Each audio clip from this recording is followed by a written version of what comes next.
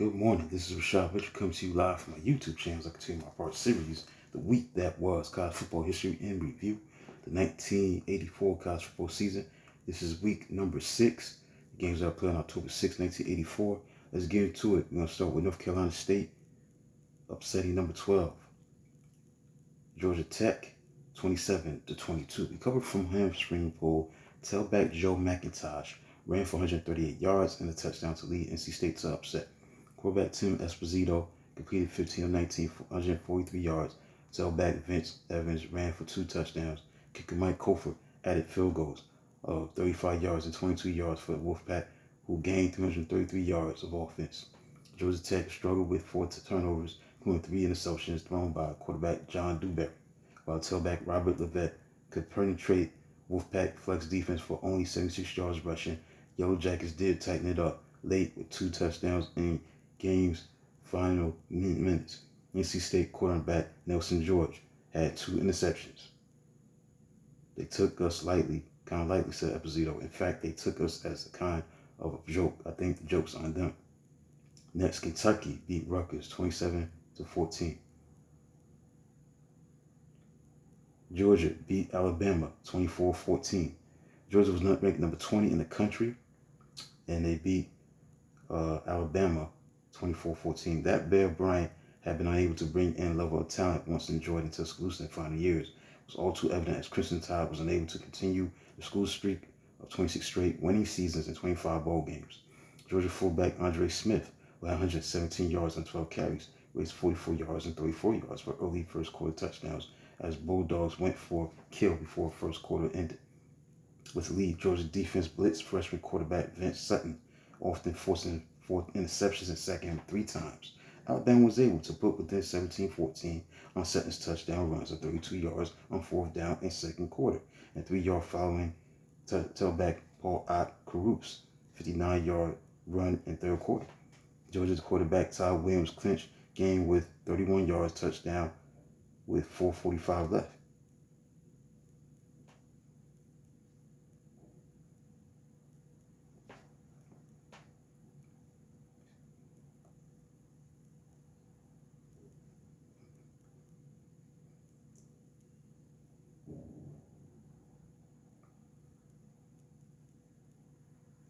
Now, Tulane upset Vanderbilt. They was ranked number 19 at the time, 27-23. Tulane ended 7-game losing streak and sending a high-flying Vandy team back to earth. Now, Notre Dame transfer quarterback Ken Karchner threw a 39-yard touchdown pass to tight end Larry Rout as Green Wave grabbed a 24-13 third quarter lead.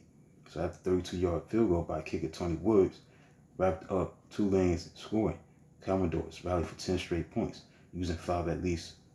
At times, 6 defensive backs. Tulane defense targeted quarterback Kurt Page, who entered as SEC's leading passer, but left with 4 interceptions, 2 each by defensive back Benny Burst and safety Kevin Tate. Page had a streak of 117 consecutive passes without an interception broken.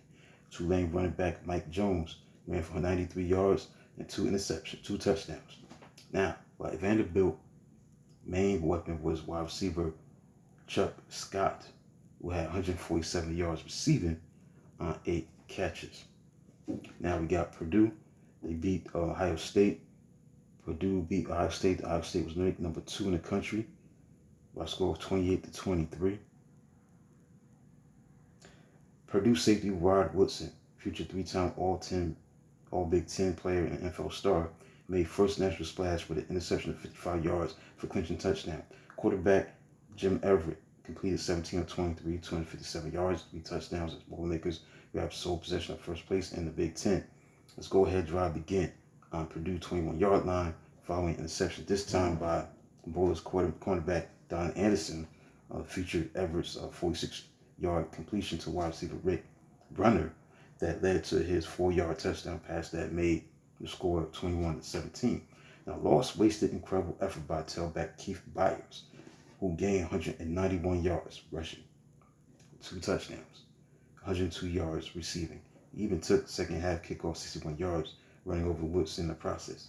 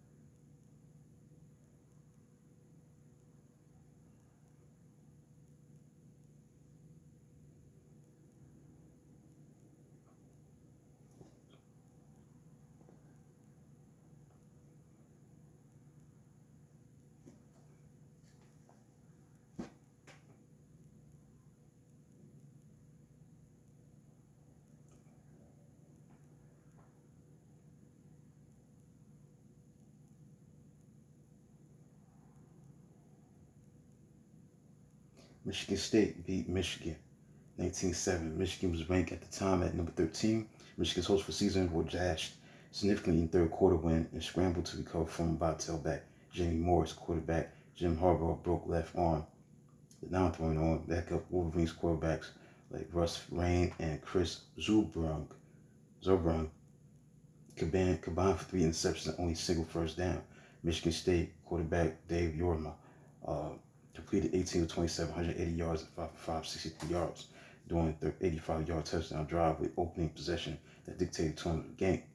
Spartans up lead to 13-0 when wide receiver Bobby Morse returned a punt 87 yards for a touchdown. The first punt return scored against Michigan Wolverines since 1971. Michigan cut the lead to 13-7 at halftime as fullback Eddie Garrett's 1-yard run to cap a 75-yard drive. Next, Nebraska and Oklahoma was the next matchup to talk about. This was a big matchup at the time. We had number 8 Nebraska versus number 9 Oklahoma State, where number 8 Nebraska beat number 9 Oklahoma State 17-3. Teams combined for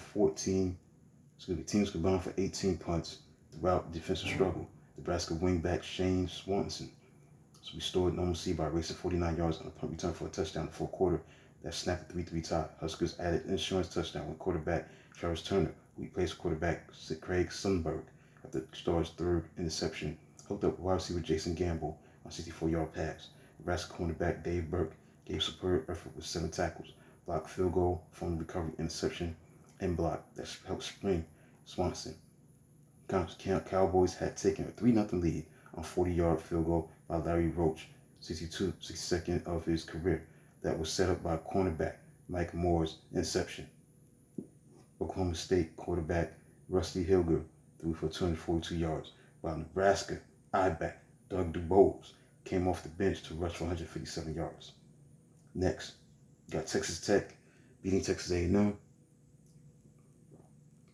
30-12.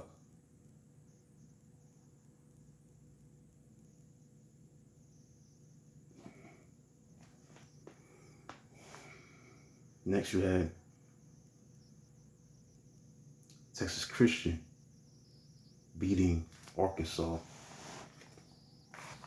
32-31. Horned Frogs pulled stunner with 15 points in final 10 minutes. Including winning 2-point conversion with 15 seconds left. Twice, TCU drove 80 yards to score with wide receiver James Manes, providing heroics with catch worth 2 points. Now, Frog quarterback like Anthony Gully and Anthony Sciarraffa each had a hand in win as Sciarraffa scored final touchdown on 1-yard run. 2 plays after end zone penalty on Arkansas cornerback Greg Gatson before Gully threw winning pass to Manis in back of end zone. Hogs took 17-10 second quarter lead with 2 late touchdowns, including controversial 27-yard scoring catch by wide receiver James Chabez, who tipped ball before rolling on ground to catch it. Replays showed that ball hit ground. TCU tied the game when cornerback Garland Littles returns interception 67 yards. Arkansas ran. Their running game gained 361 yards. That was sparked by running back Bobby Joe Edmonds at 124 yards on 13 carries, who scored on a 37-yard run to open the fourth quarter. Fullback Marshall Foreman had a monster game, had a great game, had 150 yards rushing on 21 carries, who went 59 yards for 2 touchdown lead. With 4 wins, TCU already had topped the winning total for every season since 1972. Next, UCLA, the number 17 team in the country, lost to Stanford by a score of 23-21. Without injured quarterback John Pay, Cardinal turned to defense to lead way, and they responded, holding Bruins to 66 yards rushing and forcing 4 turnovers. Freshman fullback Brad Muster rushed for 82 yards, and while sub-quarterback Fred Buckley hit only 9 of 21, 83-yard interception, he provided leadership during 20-0 onslaught in game's initial 20 minutes. Bruins scored a touchdown right before halftime on a 4-yard pass from quarterback Matt Stevens to wide receiver Mike Young after Stanford kicker Mark Harmon hit third field goal. UCLA tallied in fourth quarter, rallying fourth quarter as interception by cornerback Rodney Pitts was and converted into 6-yard touchdown run by fullback Brian Wiley, followed by a 2-point conversion run by tailback James Primus. Cardinal now 23-15 was the score for Cardinal for Stanford. And so with running back Kevin Scott's 89-yard kickoff return, but safety James Washington picked off directly in the end zone, returning 4 yards with interception. So with second life, the Bruins marched 96 yards with 6-yard touchdown pass to wide receiver Mike Sherrod, but then failed on 2-point try as Primus was halted on a sweep right. Stanford ate up 4 minutes before penalty and sack halted UCLA's final attempt. Now, finally, we got Arizona beating Oregon 28-14. Wildcats snapped Oregon's 4-game winning streak as quarterback Alfred Jenkins rushed for touchdown. Kicker Max Zendejas tied NCAA record with field goal in the 18th straight game.